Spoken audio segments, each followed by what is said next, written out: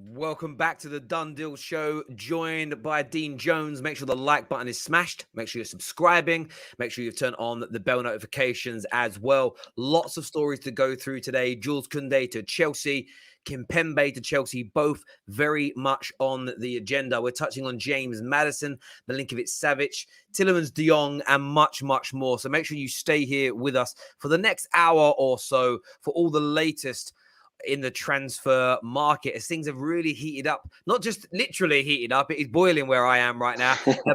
Dean, how are you, mate?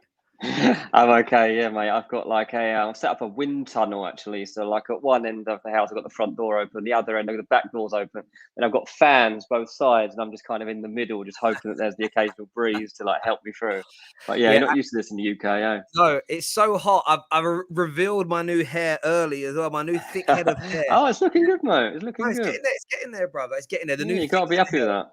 Mate, I'm very happy, and it's got another year or so to keep thickening out, but it's where I want it. It's too. I can't even wear a hat. It's too hot today, so I'm like, I'm gonna have to reveal it a little bit earlier than I wanted to.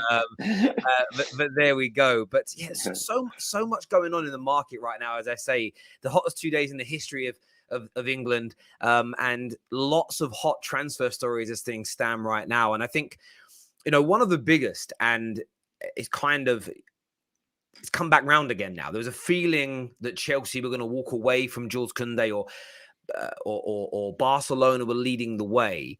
And now there are lots and lots of reports that a bid is imminent, that that Chelsea are now leading the race again.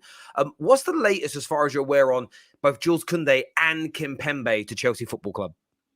Yeah, I think we're in a position whereby Chelsea are on the verge of making new formal offers for both. So I think that's where we're sat right now.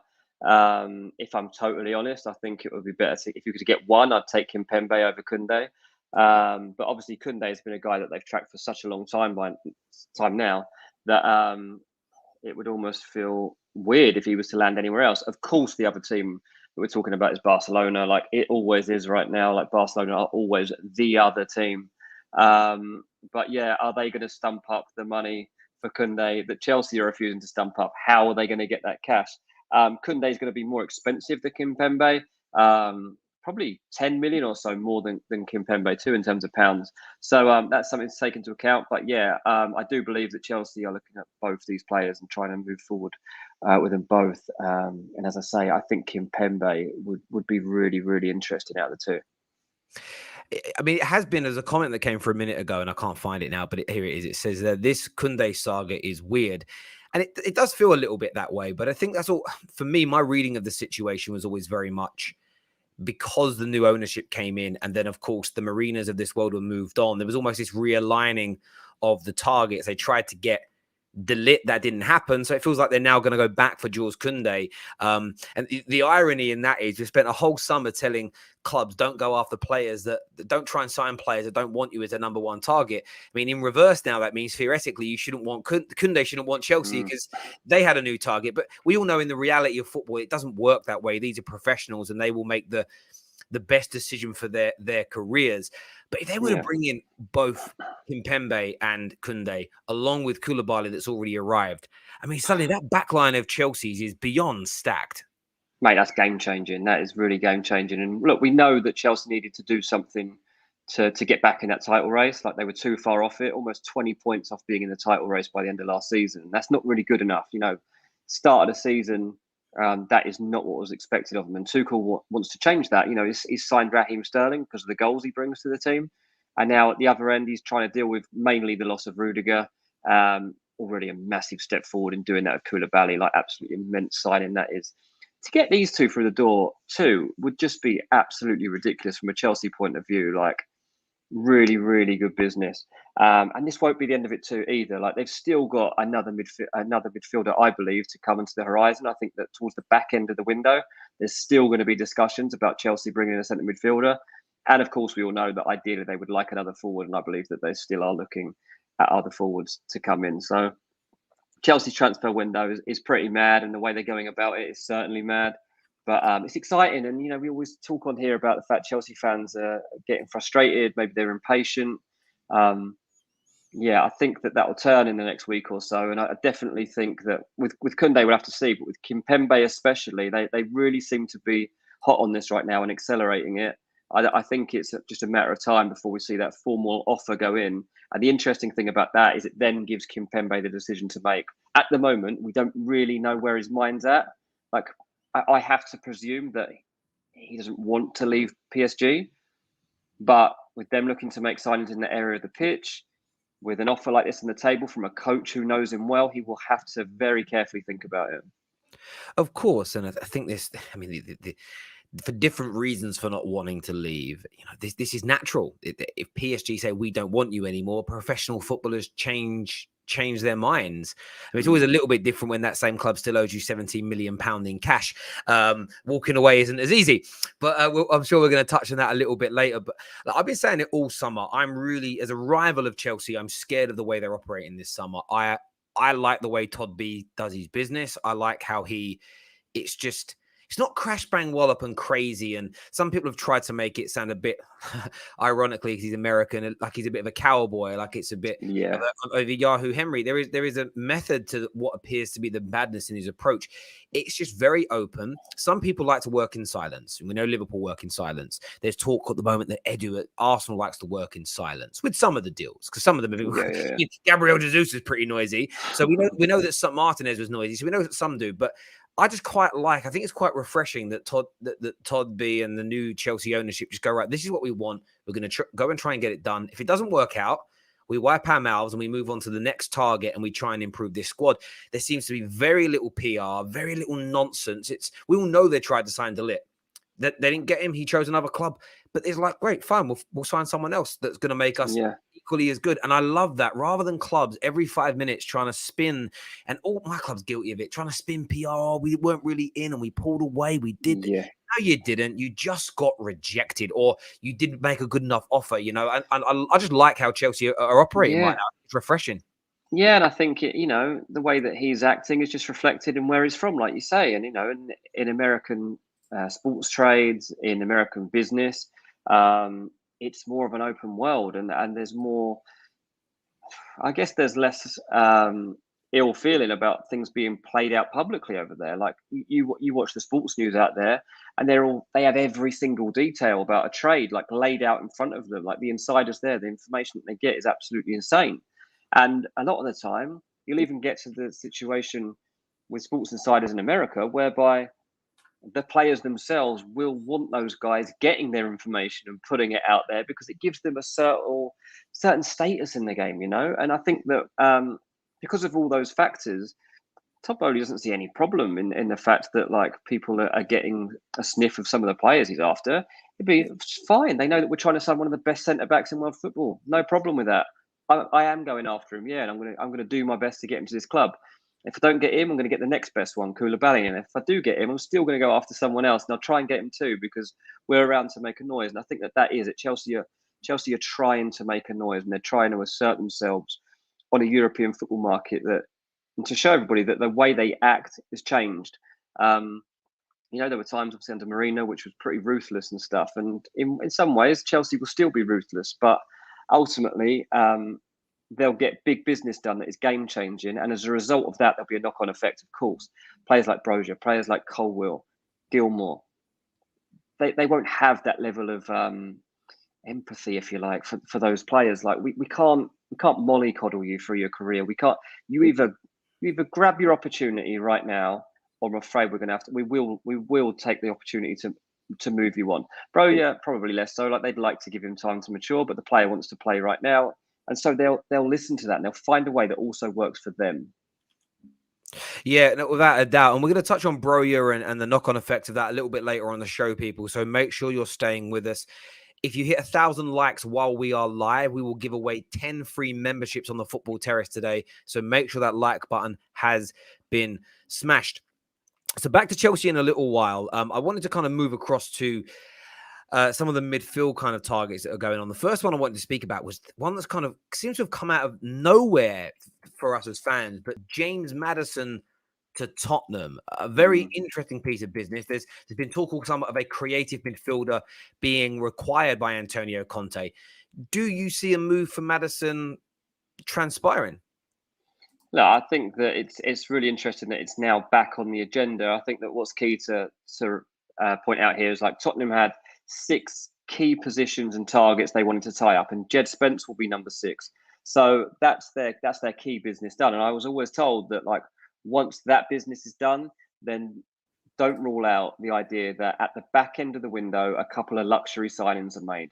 Tottenham, we know traditionally, are always in that market the last week of the window. They like to make a morale boost in signing. They like to just get one more over the line, try and get something, a bit of good value if they can. And, as in terms of a luxury signing, I think that they would like that creative midfielder, kind of like a typically luxury player. And James Maddison, I am going to describe him as a luxury asset, but I don't mean that in a derogatory way. I just mean that like having someone like him in your squad is an unbelievable luxury, because not only can he create those moments that you cry out for that change matches, but he also will work hard. He's one of the best players in his position actually in the Premier League. The big problem that Tottenham have got, obviously, is getting him out of Leicester. Like, he's Leicester's best player. He's their player of the season. He's improved every aspect of his game. And even just the other day, Brendan Rodgers asked about James Maddison in pre-season. He said he's at the best level he has seen him at in his whole time at the club coming into this season. Wow. So when you look at it like that and consider that Tielemans is pretty much on the market right now too, like Leicester have to be very careful here, and they have to protect themselves. I do believe that James Maddison has ambition to move on. I think he's ready to step up, and I think that he would definitely be open to a move to Tottenham. I'm just not sure whether that opportunity is going to open up unless Tottenham offer like an awful lot of money.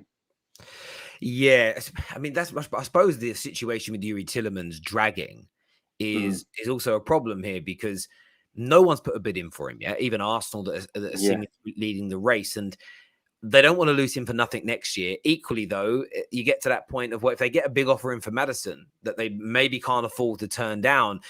That leaves him in a really difficult situation of, well, we can't let Youri go as well now, meaning we're going to let him go for free next year. It makes it very, very difficult. So it would have to be a big money offer. But when you look at the Tottenham team right now and the quality that they have purchased, the only player I am an eye over is Richarlison really worth that 50 mil, but we'll see. But Jed Spence, Basuma, Perisic, sensational signings. And you suddenly throw a creator like James Maddison in behind Harry Kane and Son.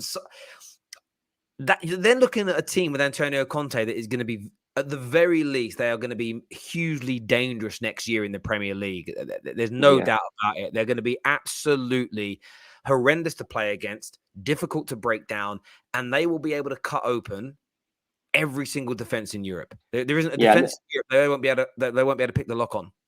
Well, when they came into this transfer window, their big conundrum was, how do we move on from fourth? Because like even getting to fourth in the Premier League is a great achievement at the moment, right? But to even maintain that position, you can't stand still. You've got to make additions that are significant. And with these 6 additions, you would look at the squad for next season compared to last season, and there'll be no doubt that the new squad is stronger. But you look at their chances, in terms of silverware or what they can achieve in the next year, and you think, well, nothing's going to change. That they'll get a 4th at best because Chelsea, City, and Liverpool are still ahead of them, and they might get a cup. But that, there's a lot of luck that becomes involved in that, and the draws that you get. So it's really difficult to expect Tottenham to take that next step.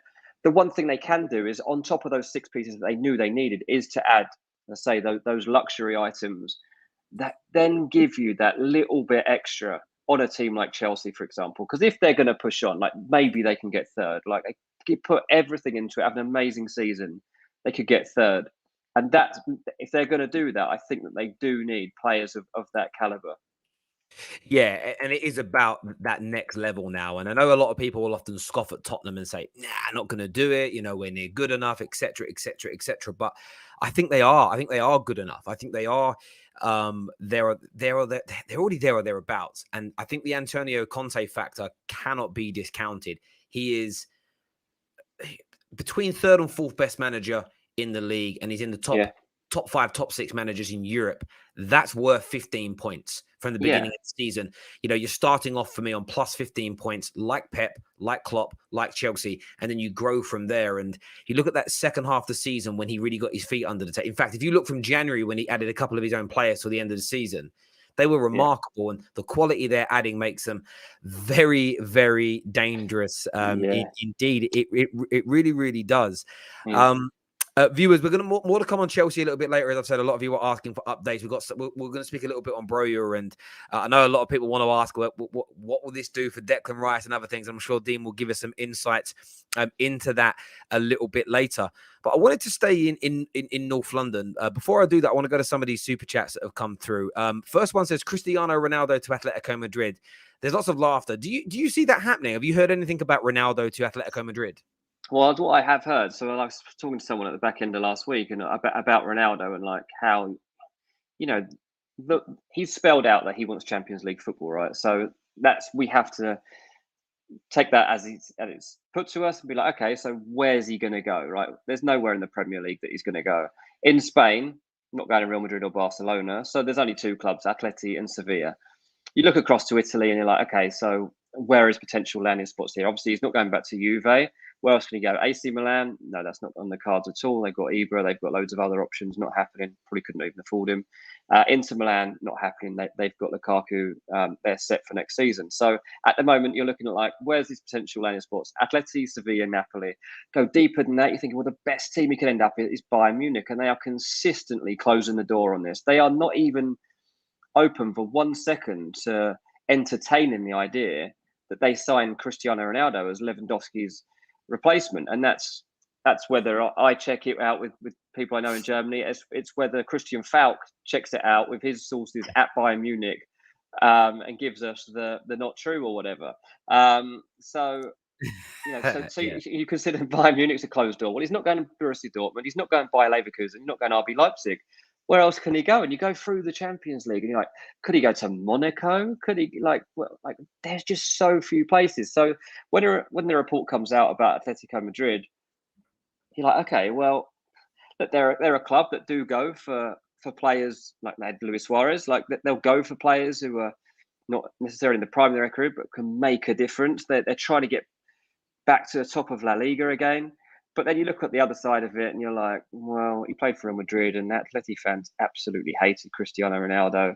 And as I say, when I checked this out at the end of last week, the Man United view of it is kind of what they were preparing themselves for, is that they make these signings. Say they sign Frankie de Jong, like on the back of getting Lissandro, of getting Eriksen, and Ronaldo's suddenly in a situation whereby his PR machine can say, look, Cristiano's been away and considered the situation at Man United. He's very pleased to see that the club has reacted to his comments and that they have decided to strengthen the team. They do now look well enough equipped to push for the Champions League next season. He'd love to be part of that. In his final season at Old Trafford, to get United back into the Champions League and to win silverware. He's fully committed to this club. That's all it takes for him to do. And just by flipping it like that, like obviously some fans will be like, we were doing this business anyway, mate. Like it's nothing to do with your threat to leave. But he's Ronaldo. He can dress it up like that. So that's kind of the view that I got of how they were preparing for the situation. I agree, Dean. When the news came out that he wasn't happy with the transfer business, but yet he was happy after he talks with Ten Hag, my first thought was, no, this is Champions League football. But if you say I'm leaving for Champions League football and then you stay, that's you admitting nobody with Champions League football wanted you, because you would have left to go to them. It's interesting with Bayern Munich. I spoke to someone yesterday that said like they believe that could happen, but it's more to do with the fact they don't want to give him a 2-year deal at £500,000 a week. They feel like it's too much money for too long a period.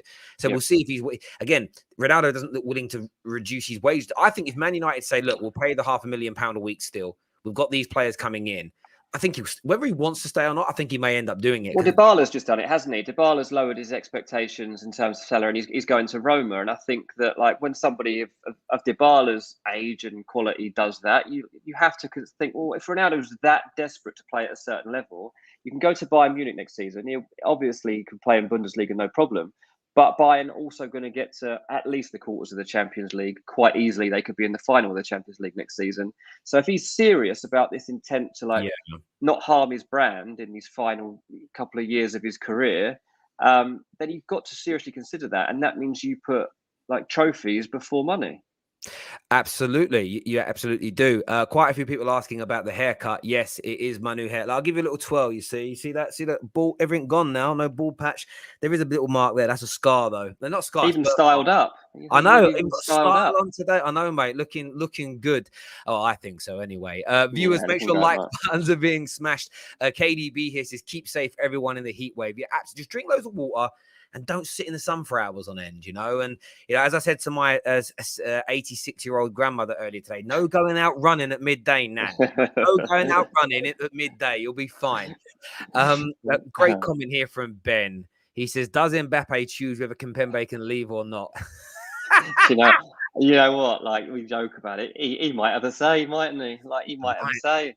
Like Can you? genuinely, the way that club's run at the moment, Mbappe might actually have a say in something like that. It's funny because a couple of years ago at Bleacher Report, we did a draft, and we put all the best players in from the Champions League basically into a draft, and we take it in terms to put a squad together. It was the start of lockdown, it was just to make content because nobody knew what to do really, and it came to picking my centre backs, and there were quite a lot left, and I picked Kimpembe, and I didn't really realise at the time like what a figure of fun he is. Like generally in European football, like a lot of guys have mocked Kimpembe for years, and I wasn't really aware.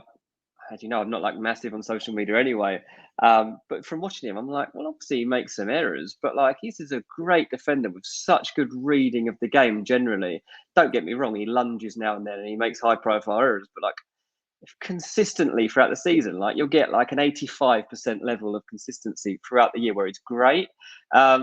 But yeah, so since then I've always been like, I'm turning this up another level. Like I'm an even bigger Kimpembe fan now.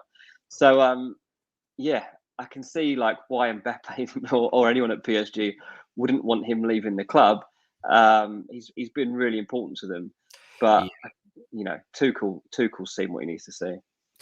Absolutely, and I think he just a lot. He got a bit of a clown reputation, Kimpembe. People think he makes crazy big mistakes. The irony in it is, when he was playing under Tuchel, he made very few.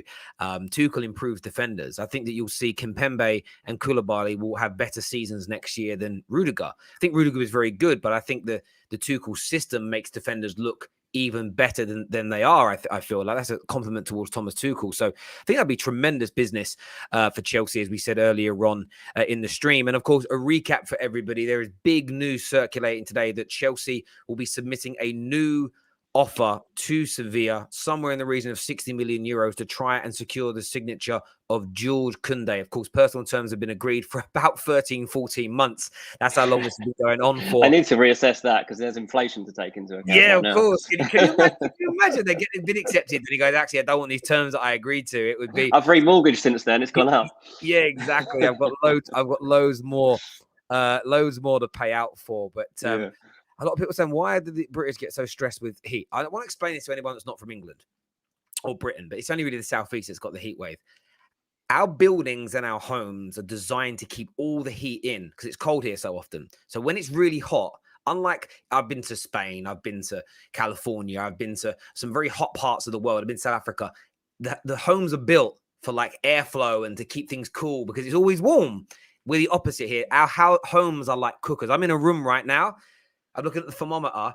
46 degrees in this room right now. I don't think people realize how this shirt is soaking. It's in the chill. So it's terrible. And I can't have the windows open because it ruins the light. So I'm going to lose about 2 stone doing this show. Loving it. Absolutely loving it. Good for the weight. Yeah. Good I for went to the loft yesterday and it was like the insulation in that loft is absolutely absurd. It was absolutely cooking up there. Like, yeah, they just build the houses different over here. Like, they're nice buildings we have, but like they're hot buildings. Don't make any mistake about that. Absolutely. I wanted to ask about another midfield player, of course, linked to so many teams. And it said that he's going to be sitting down this week to discuss his future with Brendan Rodgers at Leicester, is Youri Tielemans. Youri Tielemans to Arsenal. Man United seemingly picking up a little bit of pace and picking up some interest in him. What do you see happening in this scenario? Because Arsenal haven't bid yet. There's the likes of Milinkovic-Savic and Pokal they're linked to. Tielemans is kind of sitting there going, what's going on? Man United need a midfielder. What do you see happening with him? Well, the signs for his Arsenal transfer don't look great, do they? Because they brought in Fabio Vieira at a moment when there was more hype around that Tielemans move than at any other time. And we know for a fact that negotiations were going on at that moment. We were told like that was still not off the table. Like there's still another midfielder to come in. Well, they've now signed Zinchenko, and Zinchenko wants to be a central midfielder. And you look, I've seen like the heat maps that people are showing and stuff, and are comparing like Zinchenko where he plays, and it's basically where Xhaka plays. So you're looking basically at those two going head to head for that position. And Zinchenko, from the moment there were transfer rumours about him leaving Man City, the main push behind it, the briefing was he wants to leave because he wants to play as a central midfielder. Like that's his ambition now as a footballer, as to grow and to push himself in club football anyway into that position. And so, you know, a moment when Arsenal have obviously had to look at other targets because they didn't get Lisandro Martinez, they've had to look for someone that is versatile. And there's no doubt Zinchenko's versatile, could play left back, could probably play left sided centre back, and can play DM. But where does it leave Tielemans? Because Tielemans will be like, well, that was his best chance of going anywhere. He would have chosen Tottenham over Arsenal just because Tottenham have got Champions League football. And, you know, I still remember getting the text at back end of last season when Tottenham were on the verge of qualifying for Champions League. And it was like, you know, if Tottenham do get fourth spot, Tielemans is right at the top of their list. And it just hasn't come through for whatever reason. And you look at it now and you're like, okay, so the only real place you can see him ending up is Man United if De Jong falls through. But that's all ifs and buts. And we're now getting very close to the start of the season. And Brendan Rodgers needs to start sorting out his team. He needs to know where he stands. If he's going to replace Tielemans, he doesn't want a couple of weeks to replace him. He needs he needs to properly go into the season knowing who's coming, who's going. So Tielemans, it's a really strange situation. He did want to leave. He does want to leave. Not anything particularly against Leicester. He's trying to push himself to become a Champions League footballer. He doesn't believe that's going to happen at Leicester. Be interesting to see how he comes out of those talks with Brendan Rodgers. I think I've said on here before, Brendan Rodgers isn't quite as convinced that Tielemans is as good as he thinks he is. He's a great footballer, but he's not convinced that he is ready for that Champions League step. So it'd be interesting to see how those talks go. Yeah, it certainly will, and you've definitely mentioned that before around, Brendan Rodgers, his biggest fan, thinks he's good, but maybe not at the level that he believes, and he just thinks he can replace him. He thinks he's not, he doesn't believe that he's irreplaceable. He thinks like, I just need to know because I can get someone that does what you do. Of course, and I think that it's Man United. I've seen numerous reports. The likes of Ben Jacobs, Fabrizio Romano, and others suggest that he's on the short list if indeed we miss out on Frankie De Jong. But the word is right now that Man United are going to go down to the wire for Frankie De Jong, and it depends on what. You said just over a week ago that a lot of people think that deal will happen. Most of the British press are kind of reporting it's all to do with this deferred wages, more so than the player not wanting to leave. The Spanish press have a different take on it now. But Man United are not pulling away, which, again, it depends whether you trust it's whether you trust Ten Hag and you trust the team that if that makes, for me, that's what it comes down to now. If you're a Man United fan that believes in this manager, believes in his team, believes that they've had the right signals from the agent and the right signals from the player, then I think it's okay to wait. There is still that nervousness, and I'm nervous as a Man United fan, where you think, well, like Tielemans is available. Ruben Neves is seemingly available. And for similar prices combined for what you'd pay for what you're going to pay for De Jong. So why don't we just go and buy them? But of course, if the manager wants to build his midfield around De Jong, I can understand why he's going to wait as well. And the Tielemans deal so interesting because I think he'd improve Man United. He's better than what we've got already. But of course, for me, he's not on Frankie De Jong's level. So and Arsenal, when you look at who else they're linked to, you mentioned Zinchenko. There's been word of the likes of Milinkovic-Savic. I mean, these are better players, in my opinion, than Tielemans. Are these midfielders that you could see Arsenal going for? I'm struggling to believe it now. I think that their priorities look like they'll be elsewhere, if I'm totally honest. I think that they might even sign another centre-back. I think they still need that other wide forward to kind of challenge Martinelli. We know there's still a chance Nico Pepe leaves. So I find it hard to believe that Arsenal are going to bolster up any more midfield options based on like still got Xhaka, still got Partey, still got El Nene. Like they've got a lot of players that can play in there. Odegaard will be at the top of it.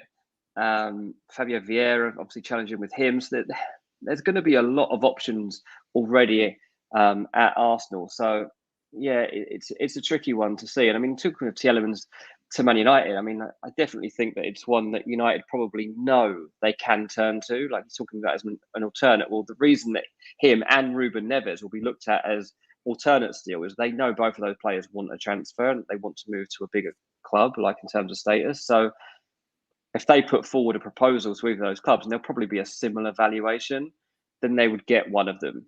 I believe that they still in their mind. There's also guys like Sangare, who is, I think he's valued at 40 million euros, maybe even be less than that at PSV.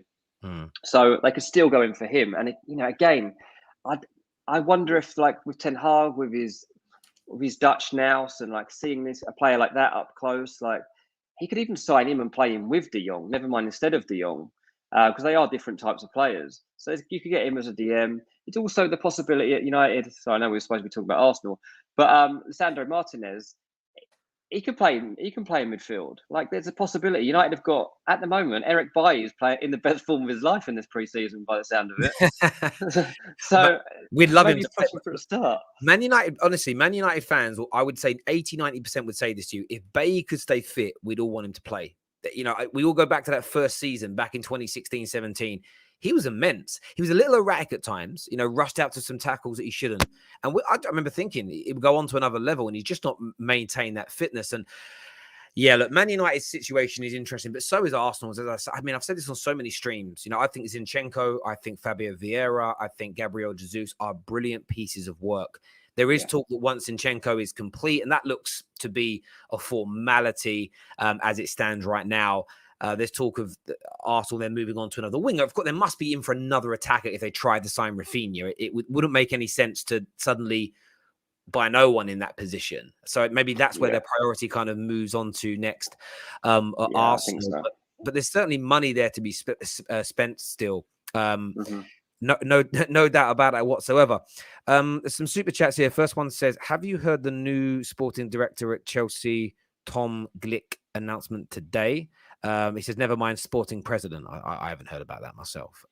Yeah. So, I think it's been quite widely reported now that Tom Glick is arriving at Chelsea. He has got a weird title. I'm actually going to Google it because it was one that's not really a president of business. That's it. President of business. This welcome to Americanized Chelsea. Like if ever there was one, and this is it, right? This has been in the cards for a little while.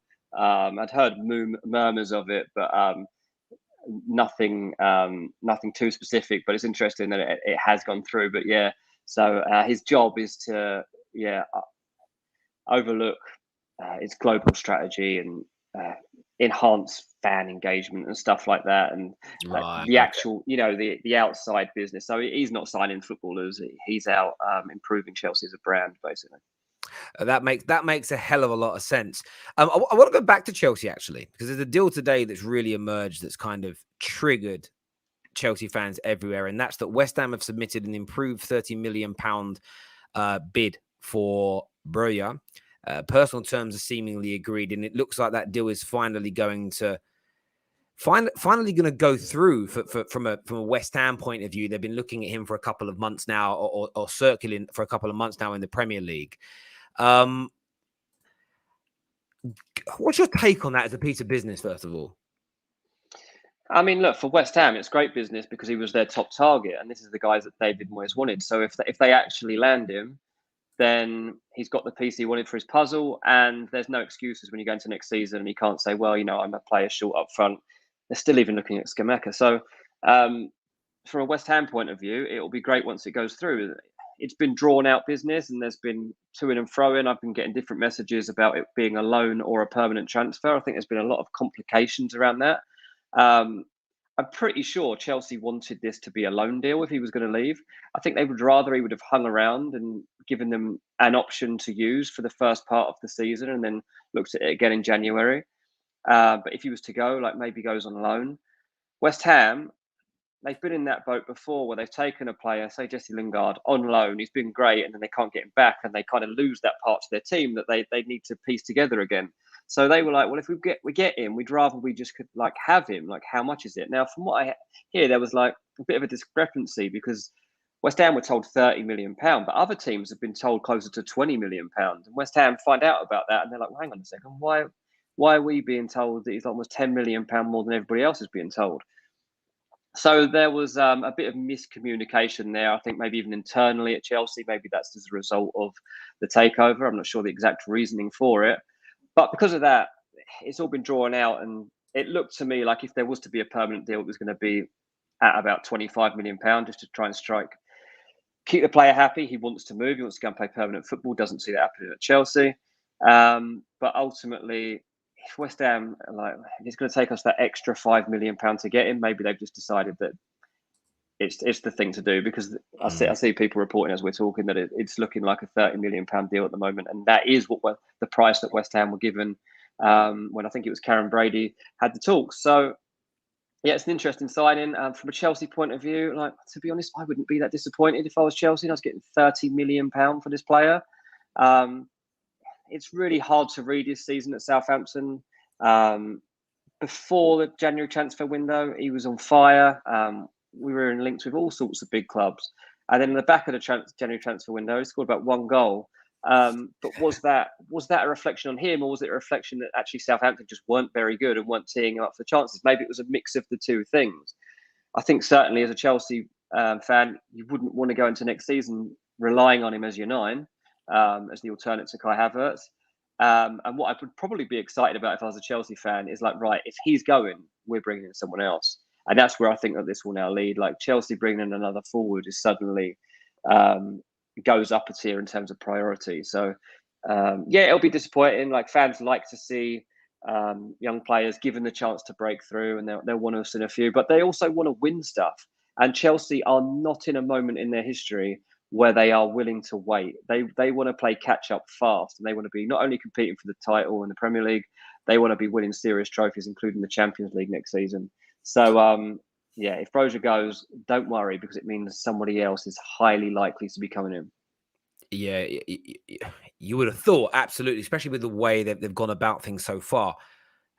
I know swap deals are exceedingly rare, but what Chelsea fans will want to know is, could Chelsea then try to use Broja as a make weight, or a way of, we'll give you a bit of a discount on Broja if you give us Rice cheaper or something along those lines? Do you think that any conversations about Rice will take place, or do you think it will be that we've got the defense sorted now with Kounde, Kimpembe, Koulibaly? We now need another attacker to join Raheem Sterling, essentially. Yeah, look, I personally think that West Ham already know that Chelsea have knocked on that door and will knock again. But I think from an internal point of view at Chelsea, what undoubtedly would have been thought of is that, like, okay, we need to maintain good relations with West Ham right now. Like, let's see what they want to do. Let's see how close we can get to what we actually want. We want the player to stay on loan. Let's try for that. If we can't get it, then let's get the optimum amount of money we can, without obviously rattling any cages, because they've got a player that ultimately we want, hopefully now, if not in the next year, that is going to be a big piece of our team, hopefully for the next 5 years. So I don't think it will necessarily be used as any sort of swap deal. I don't even know if they would look for a discount, but what they do want is to be able to have that conversation quite openly and as friendly manner as they possibly can with a player that West Ham absolutely don't want to lose. But it'll work in their favour. If they can give him Broja for £30 million and West Ham are happy with that, then they'll say, okay, thanks for that. We'll be back in a few weeks because something we just want to chat to you about something. Name's Declan Rice. And I do still believe that could be on the horizon. Like, it hasn't got the column inches it probably would have in other transfer windows, because there's been so much going on in this transfer window. There's it's a mad one. But I know that Declan Rice is still in their mind. It's still being talked about, and there's still a possibility it happens this year. Yeah, listen, I agree. And I think that this window as well, you definitely would have heard about it if they'd have made a move, because, I wouldn't be surprised if TODD stood in the middle of Stratford shopping centre, the old one, not the Westfields, and did a press conference here. Hi, guys, I'm on my way. Put his cowboy hat on. And I don't know if he's got a cowboy hat. I'm just being very stereotypical Yanks. But yeah, I can see it coming. And I think it all depends on who they replace. It's all about money. And of course, that's a very obvious thing to say. But what I mean is, depends on who they bring in to join their attack, how much that individual player costs, how much they've got to pay him his salary, because they know that Declan Rice is going to cost a lot. But there is a train of thought of, well, look, yes, okay, if we to get Rice is 40 million above our budget for this year, but we trust Tuchel, and if all the players we buy this summer work, then we don't need to spend as much next year. And that's Yeah, obviously when you go, it's a bit like with Spurs. If Spurs' signings work, you might only sign one new player next year, if that makes sense, yeah, because you've already bought this base of people. So that could be the key. And I think if they could get that price down to below 100 million, if there was a way of negotiating that down to 80, 90, then mm, I think anything. Oh, I think if it's 100 or more, I don't think they'll do it. I think anything under 100, and then it's almost because sometimes it's the public appearance of it as well. 95 isn't quite 100 million, is it? It's those sometimes those big figures that really make people sort of stand up and take note, as it were. But yeah, I can see yeah, it happening. And suddenly, if you suddenly add, I mean, people were writing Chelsea off. That's why I want to leave it to this state. The amount of people that wrote Chelsea off at the beginning of the season. Roman's gone, the era's over. They could theoretically end up with one of the best attackers in Raheem Sterling and somebody else like, of a top level nature in their attack. They could add someone of a Declan Rice level into the midfield. And then you've added Koulibaly, Kounde, Kimpembe to the back. yeah. It's almost Galactico level signings across the board for them. Absolutely. And And I sensational. think that's, we've got to remember that like Chelsea were always going to sign like two wide forwards. So like they got Sterling, but they didn't get Rafinha, and they didn't get Usman and Dembele. So Rafinha and Usman Dembele, they thought they'd get one of those two. They didn't think both would end up at Barcelona. So for me, there's already a gap that needs filling.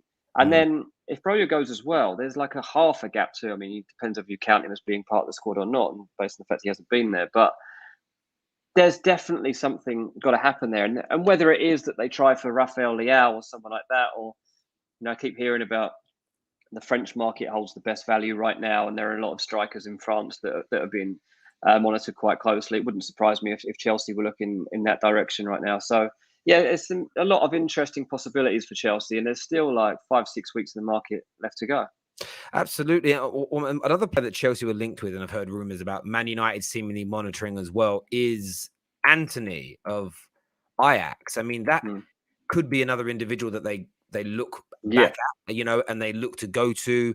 Highly creative, very, very skillful. And when you read the reports back from a few weeks ago about why they wanted Rafinha, there was this element they wanted. I think the words they use are like electric wingers that are direct and that will run at fullbacks and that have got skill and that are quite scary. And Chelsea's attack has been quite static. And I don't necessarily think that's Tuchel's tactics. I just think that was the players that he's kind of got. They're almost a little bit timid, almost a little bit shy to want to express themselves. And, a player like Antony one side, Raheem Sterling in that team as well, the likes of Mason Mount and so forth behind them. Again, the attack's looking dangerous as well. And yeah, Chelsea are moving mad this summer. They really, really are. Like in a positive way. That's the kids' version of saying in a good way. We say wicked. no, Now that's they're it.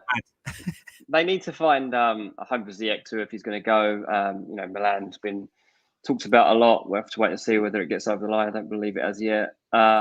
See Timo Werner scored in the pre-season. So, like, is there life for him yet in that attack? There's a lot of possibilities for Chelsea at the moment. But yeah, I guess if you're a fringe player, it's not looking great every time you read that. Go online at the moment because they're looking at some big names. And Antony is one of them. He's a guy that's being pushed very gently towards them.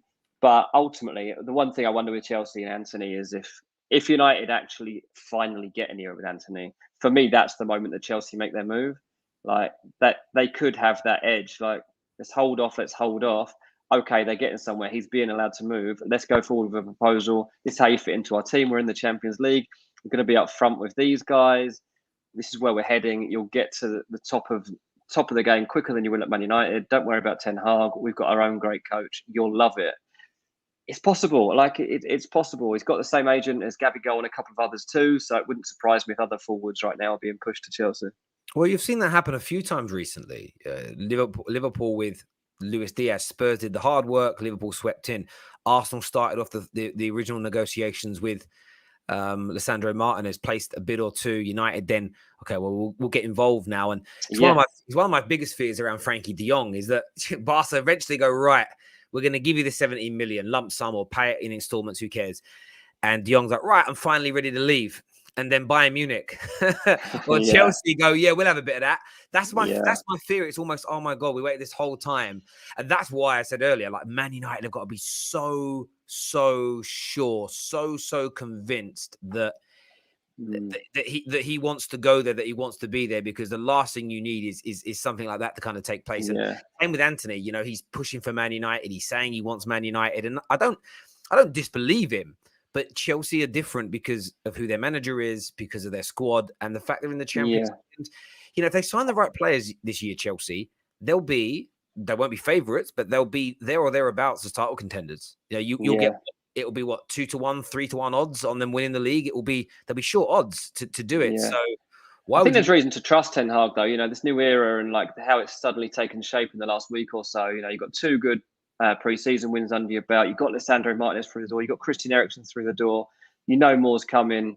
I think I would actually be of the mindset to trust that if Ten Hag is still pursuing De Jong right now like he is, then there's good reason for him to be doing that. I would take that assumption. Yeah, no doubt about it whatsoever. We've already got both two comments here asking about Antony. We've already kind of gone through that. Strip Bear says you distant me, forgot me for the. I don't know what you mean by that, Strip Bear. I'm sorry, that makes no sense. But thank you very much for the super chat. I really do appreciate it. I do.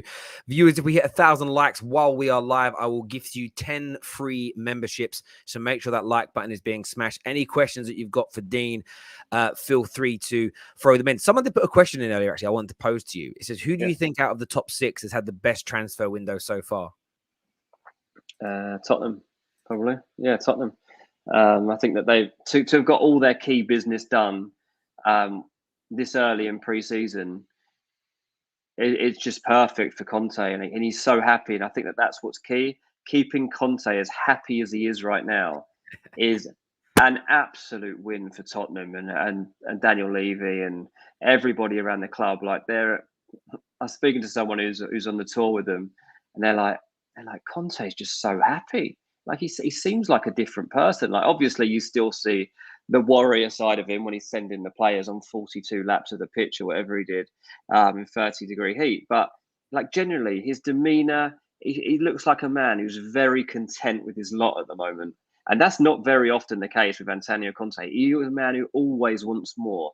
And I think that if Tottenham have got him in that mindset where he's satisfied with what he's got to go at next season, and they've got a pretty reasonable start to the season as well, in terms of fixtures, then I think they're in a really good spot. As I say, not only adding those pieces to their squad that he wanted, and significant pieces too in the 6 signings, 2 more probably to come as luxury signings, and the fact that whichever way you look at it, Harry Kane underperformed last season in terms of goals. Like he still played well, but Harry Kane will most likely score more goals next season than he did last season. And yeah, Son might have a bit of a drop off from where he was, but you know, Tottenham could be a serious force in that top 4. Listen, I think you're beyond right with that, and I think look, City for me, I still it's pound for pound, I suppose. I look at Cities with Haaland, Alvarez, Phillips, and probably Cucurella. I just think in terms of they have done I think right now, because Liverpool have signed one. I know they signed Carvalho, that's highly regarded. The other kid whose name eludes me right now. 2 young players that have got great futures, and they've signed Nunez, who, look, he's being absolutely ripped to shreds by rivals in pre-season for some of these mistakes and things and whatever else. I feel like City have done enough where they're going to. I think they're winning the league right now. I mean, that is a good shout. I kind of overlook them just because they're Man City, and I'm always looking at the teams that can catch up. But you're right; they've put themselves in a position whereby they can't be caught. I think pound for pound, Spurs you look at, because the amount of signings that they need is so much quality. They brought them in, but the one thing you say that makes you smile is because Jose maybe still is this kind of manager. Antonio Conte is Jose Mourinho's, Diego Simeone's. You keep them happy, or it all falls apart. And if you give people keep saying Conte will only be there a year or 2. Conte wouldn't have left Inter Milan if they didn't go back on their promises. He wouldn't have left Chelsea if they wouldn't have not giving him what he wanted and bought in players that he didn't want. And I think that for me is the key factor here for Tottenham. Keep giving him what he wants. Now, if 2 years running, you give him what he wants and he bombs, then that's different. But if he's improving your team, who knows, winning you trophies, getting you into the Champions League, don't make the same mistake you made with Poch and say no, to 50 grand's worth of new cameras to film training from a different angle. Like, don't mess things up, because this is in my opinion, this is the best manager pound for pound. No, more than that. Best manager literally Spurs have had since Bill Nicholson.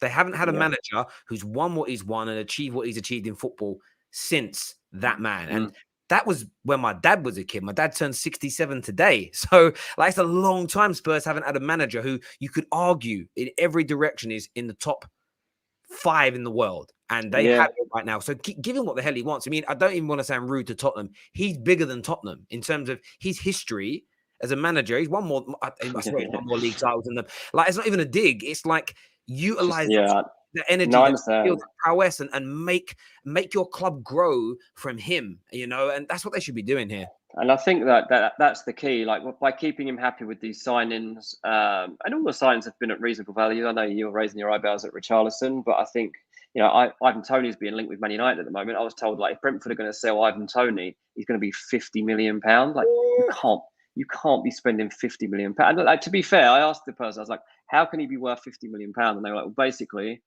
Ollie Watkins left Brentford to join Aston Villa at a time when he'd never even played Premier League football, and that was for £33 million.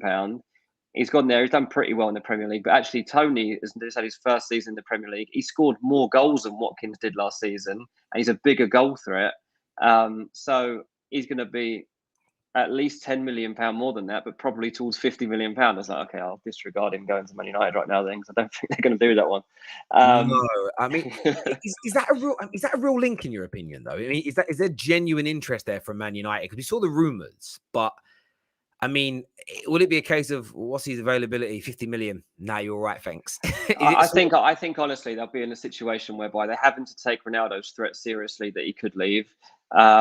Martial is obviously doing a good job in pre-season, but, like, can you rest on that, or do you need to look to make additions? And if you are, and you're going to look within the Premier League, what is there that can guarantee you goals, and how many you're going to get? Like, personally, I don't think Toney's up to the level of helping Man United push towards the Champions League. I don't think he's got. I just don't think he's quite there. But I can understand why they would be sounding out all the potentially available strikers that are already in the Premier League before getting onto other targets. So it might just be as simple as that. Yeah, I mean, I really like him. I think he's a really good footballer. But there's also this part of me that's almost, if we had a 28-year-old Ronaldo and we said we were buying Toney to add to the front line, I'd be very happy. It's almost, I don't quite know if I have the confidence of him being essentially our main number 9. That's the bit where I think, I don't know. Yeah. It's like when Brathwaite went to Barcelona and everyone was like, what on earth is this? Like, how is this guy leading our line at Barcelona? Like, and it obviously hasn't worked out. Like, those deals just don't work out because the people, Real Madrid do it. Mariano, like, but they try things out, and you've got to have big shoulders to carry the burden of being a number 9 at, like, one of the biggest clubs in the world. And I don't think that Toney's probably that man. True. Josh here says World Cup year and 5 subs this year. We need more support in our vulnerable positions. I mean, what's the kind of journalistic word on the 5 sub rule? Because obviously squads now can be bigger and you can maybe maintain more happiness within the squad because there's more opportunity to play players now than there's ever been before. Do you think that's having an impact in how teams are trying to build their squads this summer? Because they think, well... Yeah, 100%, yeah. I think that one of the best examples you can get of this will be Arsenal and Nketiah. Nketiah obviously decided to stay at Arsenal at the back end of last season, and at a time when he was looking for guarantee over game time, and then they go and sign Gabby Jesus, who's undoubtedly going to lead the line and be the number 9 for Arsenal next season. But seeing pre-season, the way that Arteta's tried and is talking about changes that he'll make, and he's quite specific about the fact that because of the 5 sub rule, it means that he can try options that wouldn't have been available to him with 3 subs. So he can, if Arsenal were chasing a goal, he can bring on Nketiah and play him up front with Jesus for the last however long of a game. And then even if they get that goal that they need, he can still got time to make another substitution to maybe take Jesus back out of the frame or move Jesus out wide and take somebody else off. And so there's going to be things like that happen. What I do think is it's going to be harder than ever for those teams at the bottom to compete with stuff like that. Because say you're my club, Fulham, and you're competing with, say it's Liverpool on the first day of the season, and Liverpool have got the array of options that they have, and you're holding them out. You know, you've got 20 minutes of the game left. You haven't scored. They haven't scored yet, and you're starting to get your confidence up. And then on the touchline, you look over, and there's Jota, and there's whoever hasn't started, Nunez or Firmino, whoever it is. There's two or three of these guys just lined up waiting to come on, and you're like, no chance. Might even be Carvalho coming on against his old club. But like, whatever it is, whatever depth of the squad they've got more subs than ever to choose from. They can make more subs, and it just gives those smaller clubs such a tougher task of actually holding out for like famous results. Of course, and I think that the other element as well is Chelsea and City are winning 2-0. Chelsea are winning 2-0. You know, before you'd make three, you might one tactical sub at that point to shore things up, and then you take two players off the rest of them because you've got a Champions League game. Now you can take four players off the rest of them. You do one tactical switch. You take an attacker off for a defender or a midfielder to pack things out. And then you go, right, we'll take off four of our stars now because we're not going to concede 3 goals at home in the last 20 minutes of the game to a bottom half of the table side. And even if it's against a higher level team, you're still bringing on good quality. And that way the bigger teams are going to remain refreshed. The irony in it is it was the bigger team that didn't want to do the 3-sub rule, and the smaller teams did. Yeah. They cost themselves almost 2 years of being able to do this, and it never really. I think they're a very short-sighted view. I remember during lockdown when we could do it. And I remember there's a few games that, United were fighting for top 4. We were struggling to break the team down. I remember one time we bought Martial, Rashford, Cavani, Donny van de Beek, and one other player I don't remember, all off the bench at the same time on 65th minute. And you think to yourself, I think we were playing like one of the bottom teams, and it was like, imagine their faces, like, oh my god, it was Pogba, and Pogba came on. It was like it's almost a cheat code. So yeah, it's going to change. It's so disheartening. Yeah, it'll change a lot. It really will. And it's the same in FPL. Like anyone that plays fantasy, you'll have people in your squad, and they'll just be like, you don't need to make as many changes as your team in that either, because the chances are that any attacking player is going to get a run out because they're just going to be more possibilities to do that. Yeah, without a shadow, it's going to certainly be interesting. KDB of assists here, the king of assists. It's not actually. Bruno's got more in the last 4 years. Manchester United celebrating a pre-season trophy. What a tin pot little club United are. Did they celebrate it? Did they celebrate it? Not really. No. They held it. They didn't. I thought they were holding it. It must be really hard, right? So I'm one of these people. I mean, it must be really hard for these players in the clubs because young fans especially, have been hoodwinked into thinking pre-season is like glamorous. I want to see good performances. I want to see the shape. I want to see my new players play. I get all of that. But my generation and older, you didn't care about any of these trophies. The problem you've now got is all these companies are pumping millions of pounds into the Bangkok Cup, the Audi Cup. And they put on these big, the celebration for winning that Bangkok Cup, it looked like they spent more money than if you won the Carabao Cup or the Europa League. Yeah. They probably did, yeah. And there's an element of this where you're almost like, well, we've been paid to come here and participate. You can't not hold the trophy and say, well done, exactly, because a company's just paid you like £5 million to play that game, and you can't. It's so. I mean, I look at all the pros' faces, but the funniest bit of footage.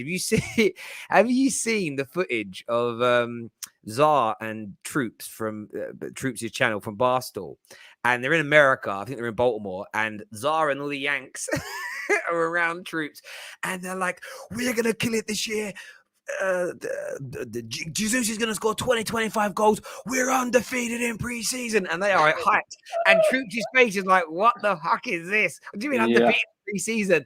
And it's just, again, it's you said earlier, I love the fact that the sport has become so global, and the Premier League is now a global sport. It's amazing. But then watching other cultures consume our sport, sometimes it's like people are that excited over pre-season. It's a madness. It is. It really is. Yeah. I mean, I've done pre-season tour. The ICC, I did it a couple of years ago, and I went to a few games. And but these people, they're getting one chance to see these players and these teams in an entire season. Yeah, it's pre-season, but it's the only glimpse of them they're going to get. So they want them to win. And if they get a trophy, then all the better. They're going to see them lift a trophy. So, as you say, the players have got no choice. They're obligated to make it look. Of course, they're joking about it, behind the scenes and stuff, and oh god, that was embarrassing. That massive parade because we won a pre-season friendly. But that is what football's become now. And to be honest, a lot of the young players, it's just all they know. They're unless you're like Cristiano Ronaldo and you've remember what football was like 20 years ago. It's just kind of the norm. No one, again, growing up, we barely watched it. Then MUTV started showing it in like the mid 2000s, and I'd catch the occasional game. And Yeah. then when they did the America tours, I used to I'd get up at like 3 a.m. and watch the preseason, but it didn't, if we lost, I didn't go, oh no. Now I'm No. like, and I'm kind of focused on Man United a little bit because we've got a new manager. You want to see how things are changing and developing. But yeah, it's kind of interesting. But the international fans are important. The reason that the Prem is so popular and wealthy is because of the international fans. So they can't be disrespected. It's just, I do find it like, again, I've seen my club have amazing pre-seasons and awful years. I've seen, so when the last season, Liverpool's pre-season was bang average. Mo Salah didn't score. And look, they nearly won the quadruple. It's not really a thing. Someone here says, is that Sangare Milinkovic-Savic? Yeah, we kind of touched on that deal already. And at the moment, there's nothing much happening. Nothing really to say on it. No, it's an unlikely one. On that about now. But Dean, thank you very much for coming on and having your say. I always appreciate it. Viewers, cheers, mate. Smash that like button before you leave. 6 p.m. The Top 6 show is back. We've got a brilliant panel for you, reviewing what's going on. We are talking a little bit about Lissandro's height a little bit later, because his height's been a big bone of contention. Suddenly, although he's got one of the best aerial dual succession rates in Europe, suddenly his height is a problem. So we're talking about that and much, much more on the Top 6 show tonight. But until next time, take care, everybody. Goodbye. God bless.